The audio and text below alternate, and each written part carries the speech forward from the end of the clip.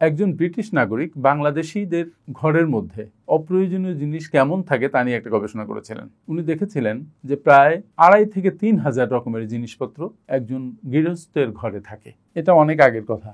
বর্তমান সময়ে যদি আপনি আপনার ঘর দুয়ার, আপনার প্রত্যেকটা ড্রয়ার, বাসার আনাচে কানাচে সব জায়গায় যত জিনিস আছে পাইল আপ করা আছে, যদি আপনি গোনেন তাহলে দেখবেন যে এটা কয়েক হাজার রকমের। আইটেমটা হচ্ছে কয়েক হাজার। এবার যদি আপনি খেয়াল করেন যে এর মধ্যে আপনি কতটুকু ব্যবহার করেন, আপনি দেখবেন যে এর মধ্যে আপনি 10 থেকে 15% ব্যবহার করেন, আর 80 থেকে 85% জিনিস আপনার ব্যবহার করা হয় না। আপনি হয়তো বলবেন যে আমি অতিরঞ্জিত বলছি।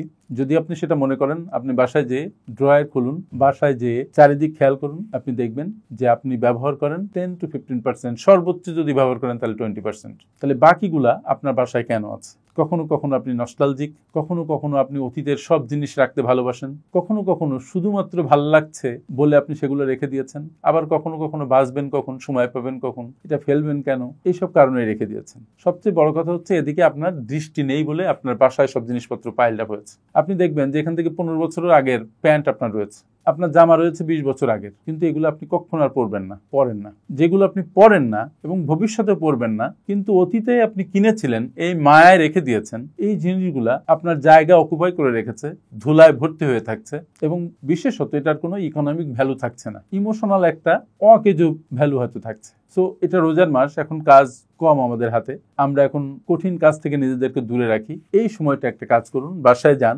বাসায় যেয়ে বাসার অপ্রয়োজনীয় যত জিনিস আছে সবকিছু বের করুন। বের করে দেখবেন যে বিরাট একটা পাইল আপ হয়েছে। তা থেকে শুধুমাত্র আপনি যেগুলো ব্যবহার করেন সেই জিনিসগুলা রাখুন, সেই জিনিসগুলো আপনি এক পাশে সুন্দর করে রাখুন, আর যেগুলো ব্যবহার করেন না সেই জিনিসগুলো আরেক পাশে রাখুন। রেখে যদি মনে হয় যে না, কোনো জিনিস আপনার স্মৃতির সাথে সাংঘাতিকভাবে জড়িত, আপনার আবেগের সাথে সাংঘাতিকভাবে জড়িত, যে আপনার কোনো প্রিয়জন 20 বছর আগে আপনাকে একটা গিফট করেছিল যেটা আপনি হারাতে চান না, এরকম কিছু জিনিস হয়তো সেখান থেকে বেছে রাখতে পারেন। রাখার পরে বাকি যে জিনিসগুলো থাকবে তাও দেখবেন প্রায় 70%। এই জিনিসগুলো যেটা করবেন সেটা হচ্ছে আপনার কাছের কোনো মানুষ, কোনো দরিদ্র মানুষ যারা এটা ব্যবহার করতে পারে, কারণ এই জিনিসগুলো হয়তো পুরানো হয়েছে কিন্তু বেশি ব্যবহৃত হয় নাই, এই জিনিসগুলো পরিষ্কার করে আপনি গিফট করে দিতে পারেন। বা যারা পুরানো কাপড় চোপড় নিয়ে ডিল করে, পুরানো জিনিসপত্র, ফার্নিচার এসব নিয়ে ডিল করে, তাদের কাছে এটা আপনি গিফট করে দিতে পারেন বা সেল করে দিতে পারেন। তাহলে যেটা হবে সেটা হচ্ছে ওইগুলো অন্য কেউ ব্যবহার করবে, একটা অর্থনৈতিক ভ্যালু তৈরি হবে এবং আপনার বাসার জায়গাটা খালি হবে। আপনার বাসার যেগুলা জায়গা এসব অপ্রয়োজনীয় জিনিস অকুপাই করে রেখেছিল, এই জায়গাগুলো আপনি তখন কমফোর্টেবলি ব্যবহার করতে পারবেন। অনেকের কিচেনে যে দেখবেন যে অসংখ্য হাঁড়ি পাতিল লেখা রয়েছে 20-30 বছর আগের, যেগুলো আর কখনো ব্যবহার করবেন না, সেগুলো বের করে ফেলুন। খাটের তলায় দেখবেন যে অসংখ্য জিনিস পাইলড আপ করে রাখা, এটা কখনোই আপনার কাজে লাগবে না, শুধু ধুলায় ভর্তি হয়ে আছে। অনেক অপ্রয়োজনীয় ফার্নিচার যেটা আপনি কখনো ব্যবহার করেন না, ওখানে কখনো বসেন না, কিন্তু সেটাও একটা মায়ায় পড়ে আপনি রেখে দিয়েছেন, বা কেন রেখে দিয়েছেন আপনি সেটাও চিন্তা করছেন না। ফলে এই অবসর সময়ে আপনি এগুলোতে একটু মনোযোগ দিন, তাহলে বাসায় আপনার জায়গা যেমন বাড়বে, আপনি হাঁটাচলা করতে পারবেন, আপনার ড্রয়ার, আলমিরা এগুলোর ভিতরে অনেক নতুন জায়গা তৈরি হবে এবং নিজেদেরকে দেখবেন যে অনেক হালকা হালকা লাগছে।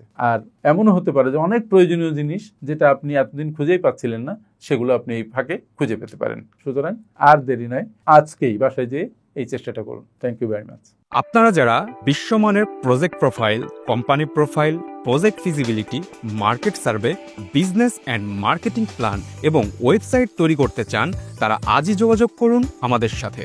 FinPower Leadership International, a finance and business consulting firm.